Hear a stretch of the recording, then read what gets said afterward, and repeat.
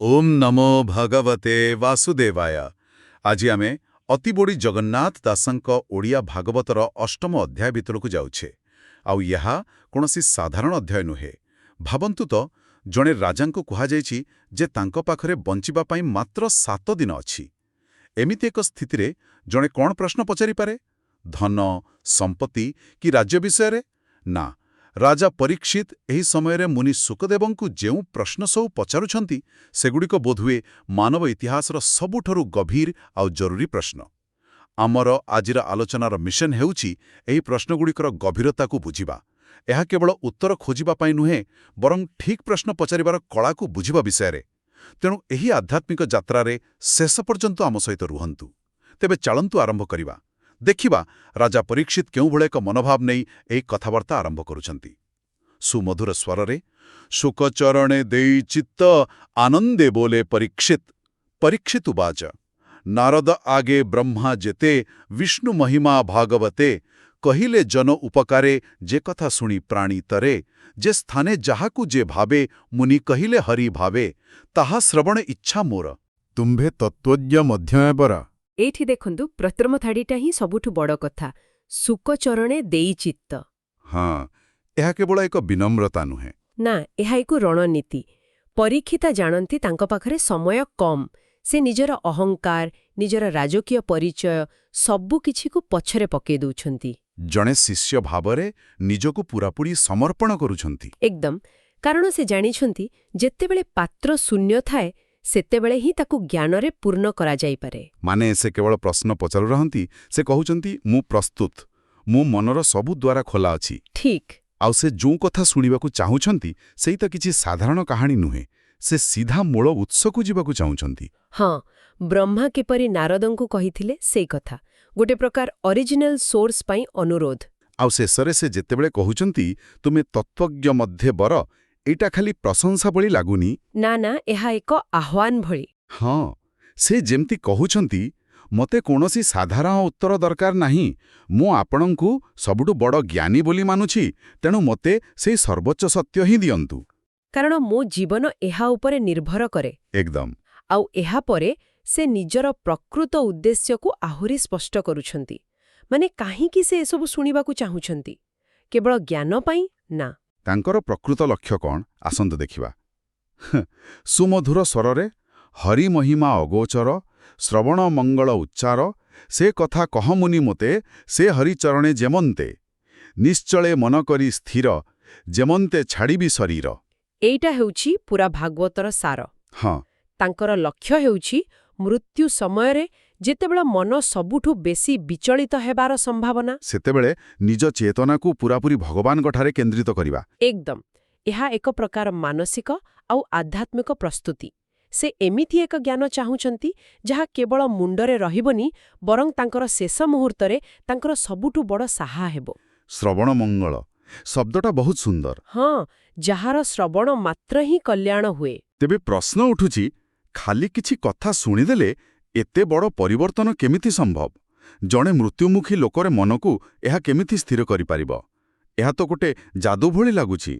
एइटा गोटे बहुत भल प्रश्न, आउ भागवत एहार उत्तर भी दउछि। एहा कोनोसी जादू नुहे, माने एहा एक गभीर मनस्तात्त्विक प्रक्रिया। अच्छा। परवर्ती पदगुड़िक एहाकू बहुत सुंदर भावरे बुझाइछि। आसंतु शुणिबा एही रूपांतरणर प्रक्रियाटी कौन?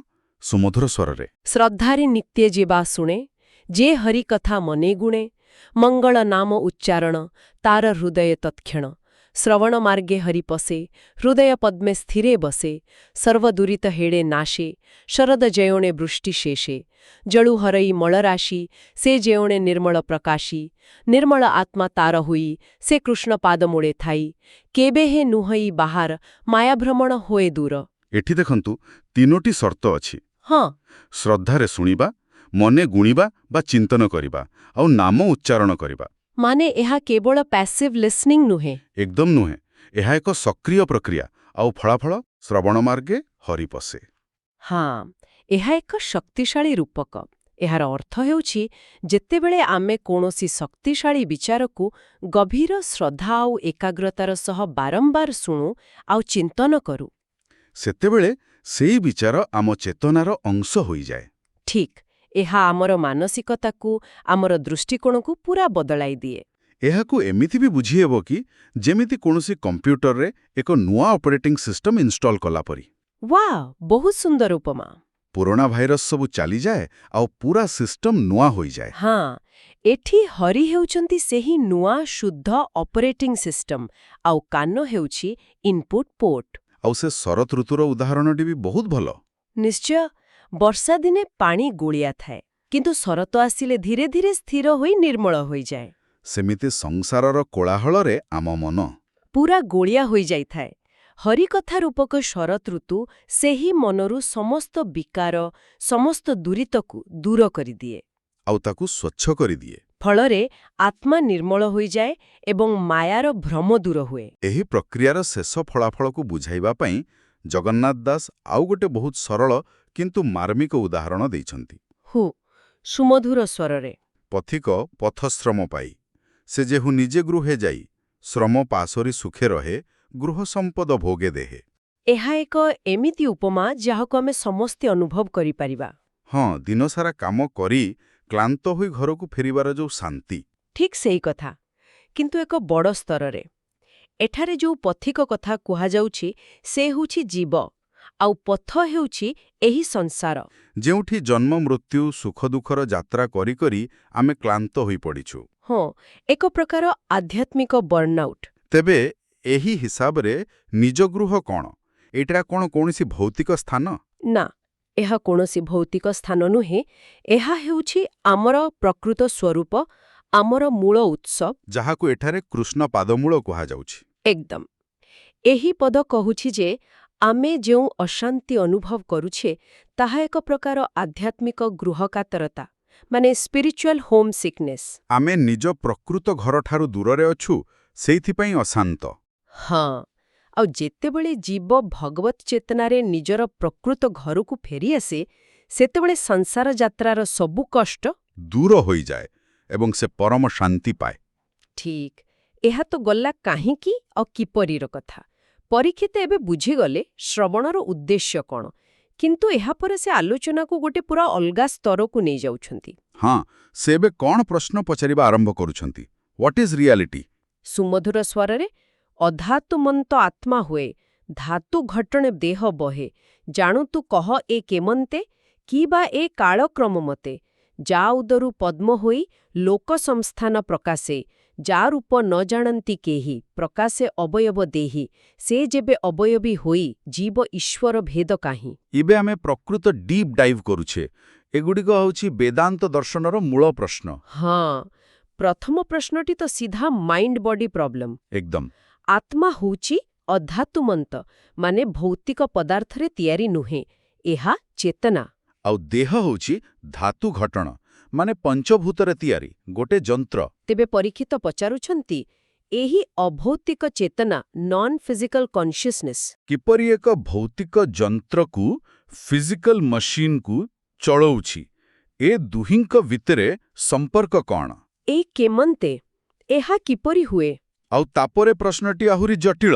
ହଁ, ଯଦି ପରମେଶ୍ୱର ଅରୂପ, ଅସୀମା, ଯାହାଙ୍କୁ କେହି ଜାଣନ୍ତି ନାହିଁ, ତେବେ ସେ କିପରି ଏକ ସୀମିତ ଅବୟବ ଥିବା ଦେହ ଧାରଣ କରନ୍ତି?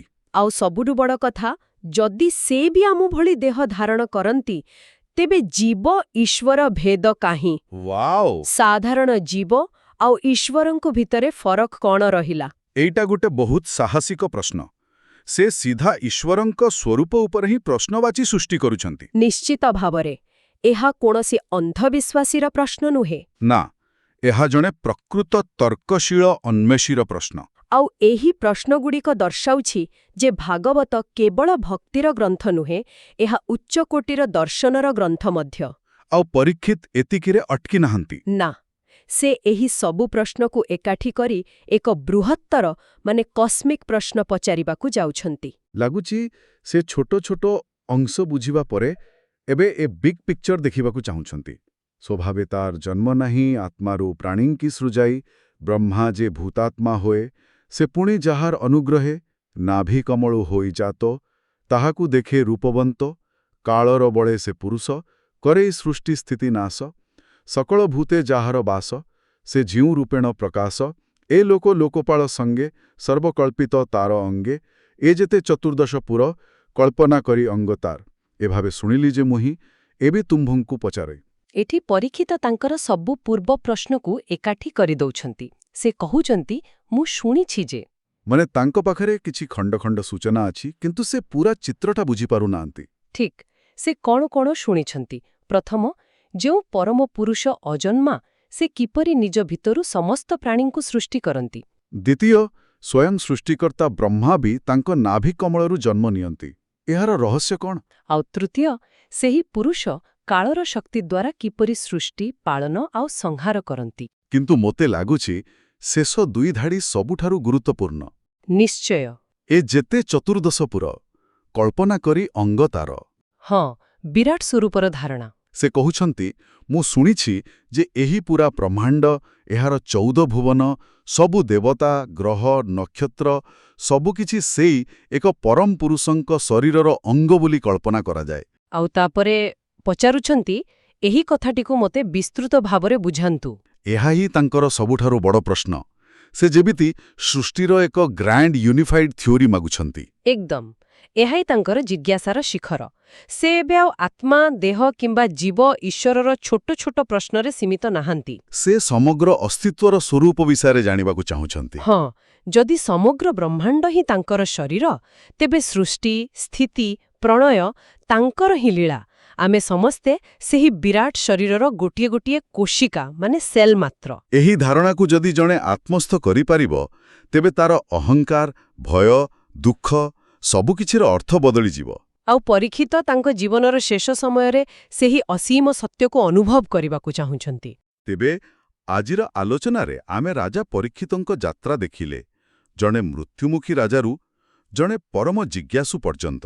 ହଁ, ତାଙ୍କ ପ୍ରଶ୍ନଗୁଡ଼ିକ କେତେ ସୁନ୍ଦର ଭାବରେ ସ୍ତର ପରେ ସ୍ତର ହୋଇ ଆଗକୁ ବଢ଼ିଛି। ପ୍ରଥମେ ନିଜର ବ୍ୟକ୍ତିଗତ ମୁକ୍ତି, ତାପରେ ରୂପାନ୍ତରଣର ପ୍ରକ୍ରିୟା, ଆଉ ଶେଷରେ ସୃଷ୍ଟିର ସବୁଠାରୁ ବଡ଼ ରହସ୍ୟ।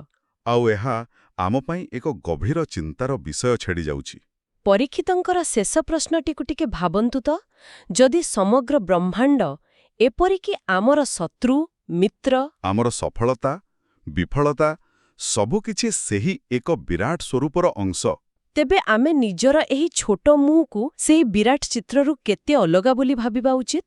ଆମର ବ୍ୟକ୍ତିଗତ ସୁଖ ଦୁଃଖର ସଂଘର୍ଷ ସେହି ବ୍ରହ୍ମାଣ୍ଡୀୟ ନାଟକରେ କେତେ ଛୋଟ? ଏକ ଅଦ୍ଭୁତ ପ୍ରଶ୍ନ ସହିତ ଆଜିର ଆଲୋଚନାକୁ ଏଠି ବିରାମ ଦେବା। ଆଜି ଆମେ କେବଳ ପ୍ରଶ୍ନଗୁଡ଼ିକ ଉପରେ ହିଁ ଆଲୋଚନା କଲେ, କାରଣ ଏହି ପ୍ରଶ୍ନଗୁଡ଼ିକ ନିଜେ ହିଁ ଗୋଟେ ଗଭୀର ଧ୍ୟାନର ବିଷୟ। ଆପଣଙ୍କୁ ଆଜିର ଏହି ଆଲୋଚନା କିପରି ଲାଗିଲା, କମେଣ୍ଟ ବକ୍ସରେ ଓମ୍ ନମୋ ଭଗବତେ ବାସୁଦେବାୟ ଲେଖି ନିଶ୍ଚୟ ଜଣାନ୍ତୁ। ଏହି ଗଭୀର ପ୍ରଶ୍ନଗୁଡ଼ିକର ଉତ୍ତର ମୁନି ସୁକଦେବ କିପରି ଦେଉଛନ୍ତି, ତାହା ଜାଣିବା ପାଇଁ ଆମ ସହ ଯୋଡ଼ି ହୋଇ ରୁହନ୍ତୁ। ଆଉ ଯଦି ଏହିପରି ଗଭୀର ଆଲୋଚନା ପସନ୍ଦ କରନ୍ତି, ତେବେ ଚ୍ୟାନେଲକୁ ସବସ୍କ୍ରାଇବ୍ କରିବାକୁ ଭୁଲିବେ ନାହିଁ। ପୁଣି ଦେଖାହେବ। ଜୟ ଜଗନ୍ନାଥ। ଆପଣ ଶୁଣୁଛନ୍ତି ରେଡିଓ ତୋଷାଳୀ, ଆମ ମାଟିର ସ୍ୱର।